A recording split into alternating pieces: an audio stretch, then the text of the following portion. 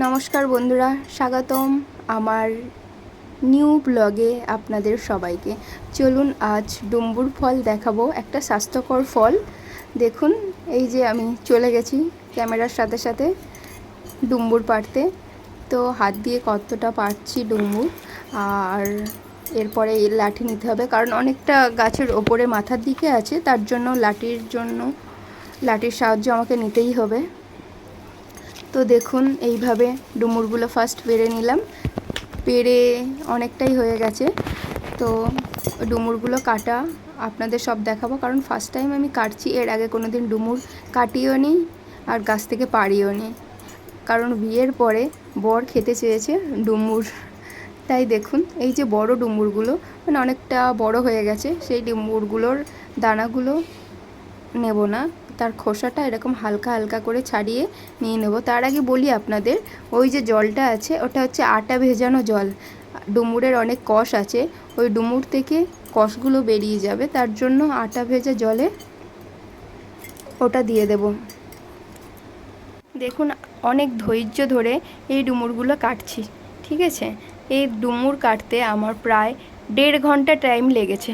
কারণ কি, আমি এর আগে কোনো দিন ডুমুর কাটিও নি, গাছ থেকে পাড়িও নি। কিন্তু এই যে আমি আজকের নিজের মাথা দিয়ে ডুমুর কিভাবে কাটতে হয় সেরকমভাবে সেই পদ্ধতিতে আমি কাটছি। আর আপনারা যদি জানেন যে কিভাবে তাড়াতাড়ি আরও ডুমুর কাটা যায়, প্লিজ আমাকে তাহলে জানিয়ে দেবেন, নাহলে অন্য কোনো ভিডিও থাকলে আমাকে শেয়ার করে দেবেন, ঠিক আছে। ডুমুর কাটা যে এত হ্যাপা, জানলে আগে কাটতেই বসতাম না। তো যাই হোক, গাছ থেকে যখন পেড়েই নিয়েছি, তো বরবাবু যখন খেতেই চেয়েছে, তো আমার ডুমুর কাটা প্রায় হয়ে যাচ্ছে। তো এটা একটা মাঝারি সাইজের ডুমুর। তো দেখুন, এইভাবে দানাগুলো আমি বের করে নিচ্ছি, নিয়ে আটা জল আছে, আটা যে আমরা রুটি খাই যে আটা জল দিয়ে ওটা গুলিয়ে রাখবো, তার মধ্যে এইগুলো দেব, দিয়ে ভালোভাবে ধুয়ে পরিষ্কার করে নেব। তো এই ডুমুর দিয়ে আজকের মাছের ঝোল কিভাবে করে সেটা তোমাদের দেখাবো। আর মাছের ঝোলটা কিন্তু খুব টেস্টি হয়েছিল, ঠিক আছে। তো চলুন, ডুমুর কাটতে আমার এতক্ষণ টাইম লাগছে। দেখুন কিভাবে আমি কত আস্তে আস্তে কাটছি। ছোটোগুলোকে কাটতে অত টাইম লাগে না, জাস্ট কেটে 4 ভাগ করে দিয়ে দিচ্ছি জলের মধ্যে। কিন্তু এই যে মাঝারি আর একটা বড় যে ডুমুরগুলো, ওগুলো প্রচুর টাইম লাগছে আমার, কারণ ফার্স্ট টাইম তো ডুমুর কাটতে হচ্ছে।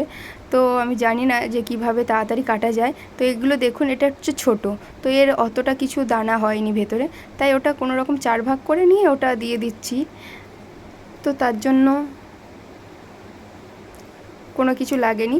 তো দেখুন, আস্তে আস্তে এই যে ডুমুর কাটতে কাটতে এত টাইম লাগছে, বসে বসে ডুমুর কাটতে কাটতে কটা রিলসও বানিয়ে নিলাম। কটা বলতে দুটোই রিলস বানিয়ে নিয়েছি, কারণ এর ধৈর্য আমি আর ধরতে পারছি না। কিন্তু ডুমুরগুলো কেটে আমাকে শেষ করতে হবে তরকারি করার জন্য। তো দেখুন, প্রায় হয়ে গেছে। আর ডুমুর হচ্ছে এমন একটা স্বাস্থ্যকর জিনিস, যেটা খেলে কোনো সাইড এফেক্ট নেই, তবে শরীরে খুব ভালো একটা জিনিস হবে। আর জিনিস বলতে কি, শরীরে যে ব্লাড আছে, ব্লাডের মধ্যে আয়রনের মাত্রা বাড়িয়ে তুলবে। তার জন্য দেখুন, এই যে হলুদ জলে ডুমুরটাকে ভালো করে ধুয়ে হলুদ জলে একটু সিদ্ধ করে নিলাম। এরপরে কড়াইতে পেঁয়াজ লঙ্কা তেল দিয়ে ভালোভাবে নাড়িয়ে নিয়ে এরপরে আলু, আর এবারে সরি আগে টমেটো দিলাম। টমেটোটা দেওয়ার পরে আর এরপরে এটা হচ্ছে রাঁধুনি দিয়ে, আর এরপরে গোলমরিচ দিলাম, গোলমরিচ, আর ওটা হচ্ছে যে কালো জিরে। এরপরে ভাজা আলু আর ভেজে রাখা আগে ডুমুর, মানে সিদ্ধ করে ভেজে রাখা ডুমুর দিয়ে ভালো করে কষিয়ে নিয়ে সব রকম মশলা দিয়ে ভালোভাবে নাড়িয়ে টাড়িয়ে নিয়ে কষিয়ে তারপরে জল দিয়ে ঢাকা দিয়ে দেব। দেওয়ার পরে মাছগুলো তুলে দেব। তো সব রকম আন্দাজ মতন মশলা দিয়ে ভালো করে কষিয়ে নিতে হবে। প্রায় 2 মিনিট ধরে কষিয়ে নিলাম, নেওয়ার পরে জল দিয়ে ঢাকা দিয়ে দিলাম। দেখুন, এই ক্লিপটা করা হয়নি, তো সেই জন্য। তারপরে মাছ দিয়ে দিলাম, দেওয়ার পরে একটু জিরে বেটে বাটা দিয়ে রেডি তরকারি।